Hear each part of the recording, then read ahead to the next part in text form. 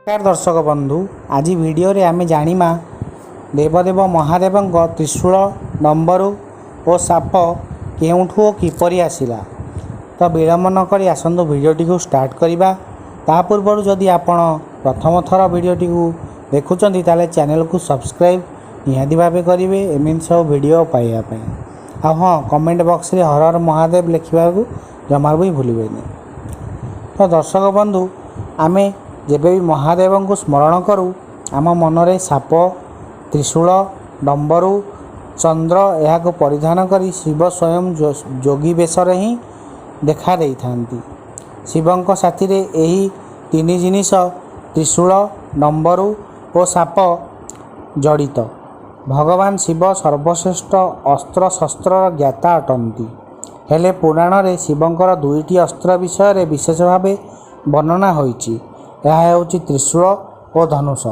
धनु विषय रे कथा अछि, यार आविष्कार शिव स्वयं करथिले।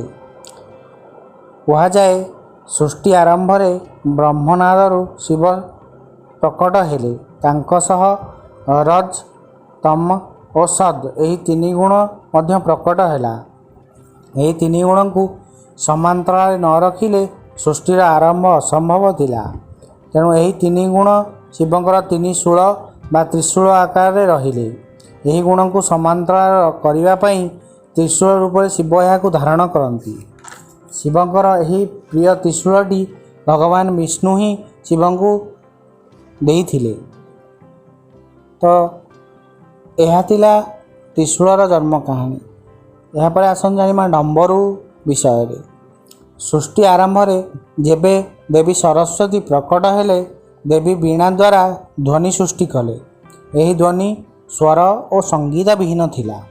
यही समय रे भगवान शिव नृत्य करथुवा समय रे डंबरू 14 थर बजाइथिले।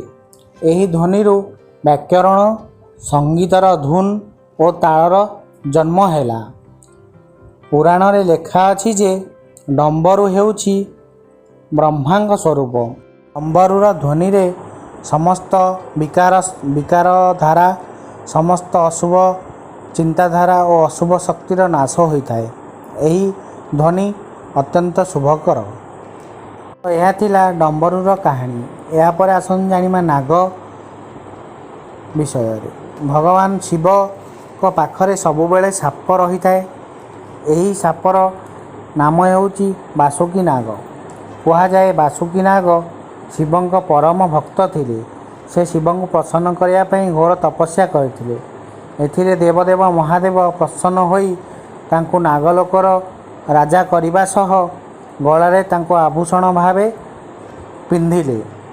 समुद्र मंथन समय यही बासुकी नाग को रसी रूप में प्रयोग करा जायतिला, जहाँ फल समुद्र मंथन संभव हो पारिथिला।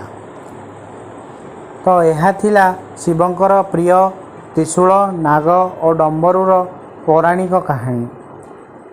तो दर्शक बंधु, यही भिडियोटी जदि भल लगिला तार लाइक टे निहाती करेंगे। आशा करुँची देवदेव महादेव समस्तर आशा पूरण करंतु एवं समस्त को खुशी रखंतु।